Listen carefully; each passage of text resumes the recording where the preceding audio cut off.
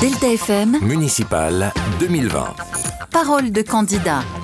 Bonjour à tous, on va parler politique sur Delta FM. Vous le savez, les 15 et 22 mars prochains, ce sont les élections municipales. Vous allez devoir décider qui sera votre prochain maire. Nous avons reçu récemment Brigitte Passebosc, maire sortante de Saint-Étienne-au-Mont, qui se présente à sa propre succession. Aujourd'hui, son opposant, Dominique Lemel. On a quelques questions à lui poser. D'abord, une petite présentation. Dominique Lemel, bonjour. Bonjour. Vous avez 60 ans, vous êtes retraité de la marine et aujourd'hui commerçant. Vous êtes marié, vous avez un enfant. Vous êtes élu depuis 1990. Vous étiez adjoint au fait et à l'animation jusqu'en décembre dernier. Et vous vous présentez à cette élection sans étiquette. On va essayer d'en savoir un petit peu plus sur vous. Delta FM, Municipal 2020. Parole de candidat.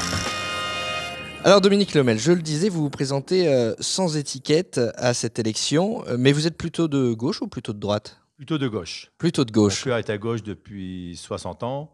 Mes parents, mes beaux-parents, ma famille, tout le monde est à gauche, donc je resterai à gauche. Et vous auriez dit le contraire, on aurait été surpris parce que je le disais, vous étiez adjoint au fait jusqu'en décembre dernier. Vous étiez sur la liste de Brigitte Passebosc que vous combattez aujourd'hui dans ces élections municipales. Vous avez été démis de vos fonctions en décembre dernier. Qu'est-ce qui s'est passé ? Alors c'est juste une histoire associative qui remonte à fin mai, une histoire de deux sociétés locales dont je suis un dommage collatéral. Bon, je pourrais vous expliquer en détail, mais c'est très compliqué. C'est compliqué. Donc vous estimez que c'est injuste cette décision ? La décision a été injuste. Le jour du conseil, donc le 13 décembre, j'ai perdu de 16 voix contre 13. Donc je suis je suis déçu, forcément. Mais je ne suis pas totalement déçu parce que ça aurait pu faire 28-0. Quoi. Ouais.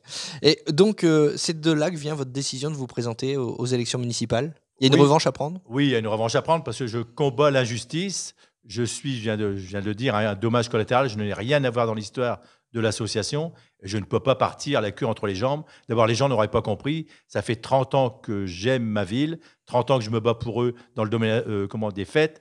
Et là, je pars au combat pour les défendre encore pendant X années. Alors votre position est un petit peu délicate parce que finalement vous vous prépariez à quelques mois à faire le bilan plutôt positif de la maire sortante puisque vous étiez dans son équipe et là vous vous retrouvez contre elle. Alors aujourd'hui vous êtes plutôt critique vis-à-vis de ce bilan ? Oui, je suis obligé d'être critique. Bon, je me suis quand même battu pendant des années pour avoir mon budget, pour avoir les fêtes. Les gens savent ce que j'ai fait pour la fête de la Dune, la fête populaire. C'est pas facile quand on est adjoint. Chaque adjoint défend son budget, ce qui est normal. Les budgets sont de plus en plus restreints d'année en année.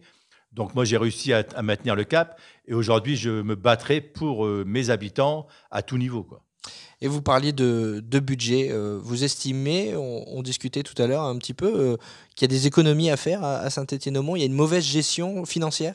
Oui, je viens d'avoir, forcément avant je m'en occupais pas, je faisais totalement confiance à la maire sortante. Là, je viens d'avoir le rapport de la Cour des comptes. J'apprends des choses dont je n'étais pas au courant.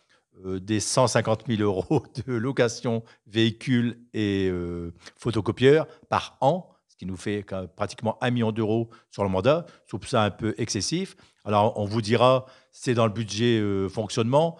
Je pense que du budget fonctionnement, on peut le transférer un peu en investissement et acheter des véhicules d'occasion pour les employés de la mairie qui restent que dans le giron de la commune pour faire des travaux manuels. Qu'est-ce qui aurait dû être fait, qui n'a pas été fait pendant le mandat écoulé ?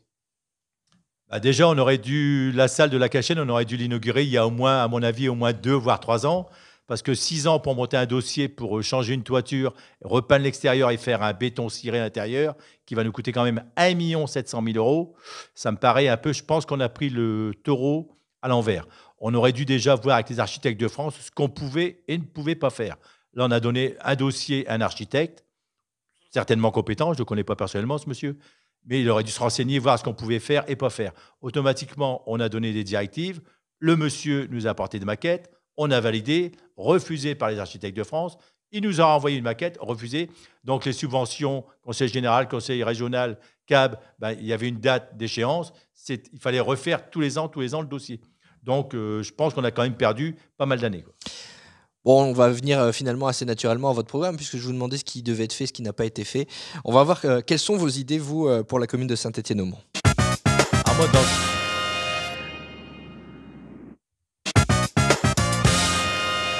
Alors, votre programme, c'est la deuxième partie de cette émission. Il y a un axe fort, notamment, vous le disiez, c'est la sécurité. Vous n'êtes pas contre mettre des caméras à Saint-Étienne-au-Mont? Non, non, je suis pour mettre des caméras dans le centre-ville, parce qu'on ne peut pas en mettre dans chaque rue, vous le savez bien. Mais je suis pour parce qu'il faut que les gens se retrouvent en sécurité. À l'heure actuelle. C'est pas Chicago, Saint-Étienne-au-Mont. Non, c'est loin d'être Chicago. Au contraire, c'est une ville. Mais pour la sécurité de certaines personnes, on en mettrait, je ne vous dis pas qu'on en mettra 100, on en mettra peut-être 1, 2, 3, mais je verrai ça en rapport avec la sous-préfecture, voir comment on peut faire pour ne pas non plus gaspiller l'argent public des contribuables. La propreté aussi, c'est un axe important de votre programme? Oui, la propreté est à revoir. De toute façon, les habitants d'Éco peuvent le voir, d'Éco et de Saint-Étienne-au-Mont. Forcément, parce que je dis toujours Éco parce que j'habite Éco, c'est un lapsus. Donc, mais il faut revoir toute la propreté. C'est une réorganisation que je verrai avec les services techniques, bien sûr. C'est pas moi qui dirai il faut faire comme ça et comme ça. On verra, et pour le bien-être des employés aussi, pour qu'ils soient fiers de leur travail accompli.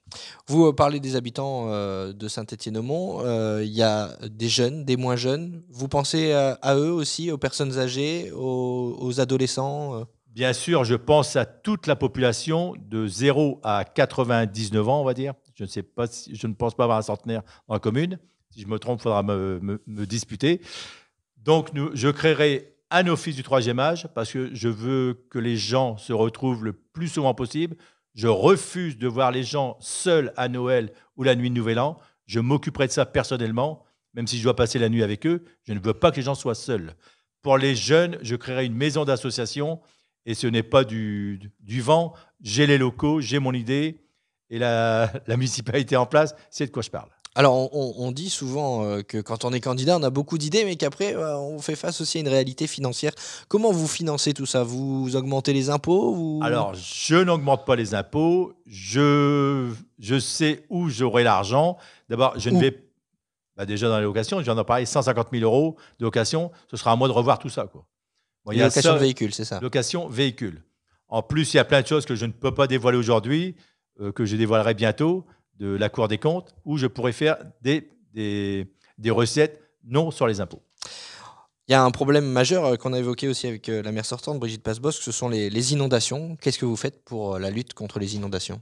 Alors là, je verrai avec la CAB, le Simsagem et tout, si il est possible de refaire en amont 1, voire 2 bassins de rétention pour bloquer un peu l'eau, pour ralentir le flux d'eau qui descend vers la Liane. Et c'est possible de faire ça en 6 ans, là? Je pense que si on remonte les manches et qu'on tape sur la table, tout est possible. C'est possible. Tiens, un autre point aussi qu'on va aborder dans votre programme, c'est évidemment l'animation. Vous avez été adjoint à l'animation pendant plusieurs années. Qu'est-ce que vous proposez pour redynamiser la commune en termes d'animation? Déjà, nous allons poursuivre. Cette année, je vous signale que c'est les 50 ans de la fête populaire.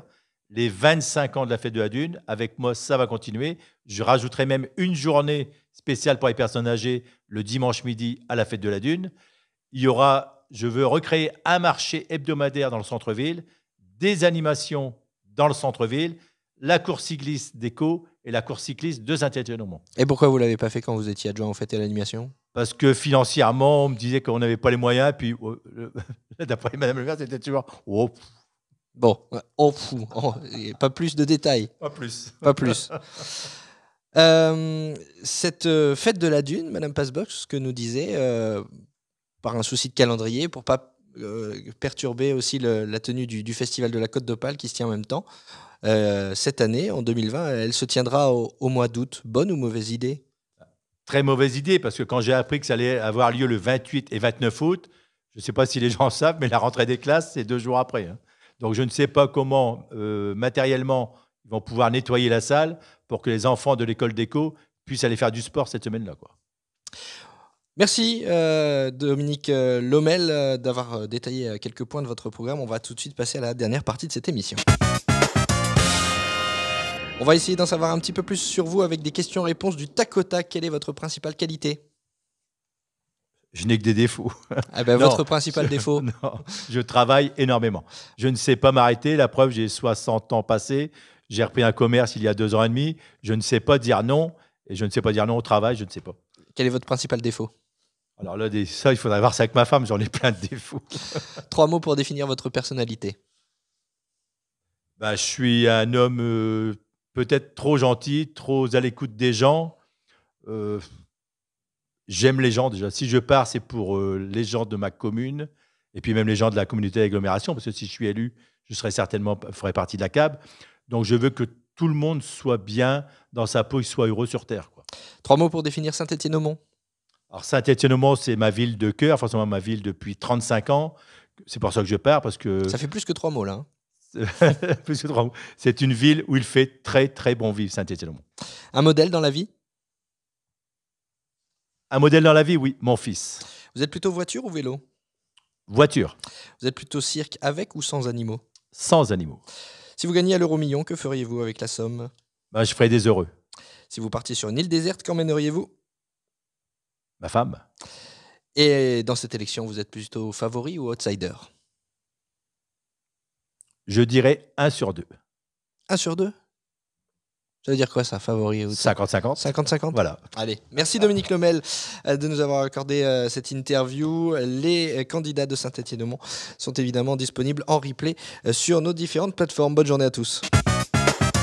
Parole de candidat à retrouver aussi en replay et en vidéo sur deltafm.fr et Facebook.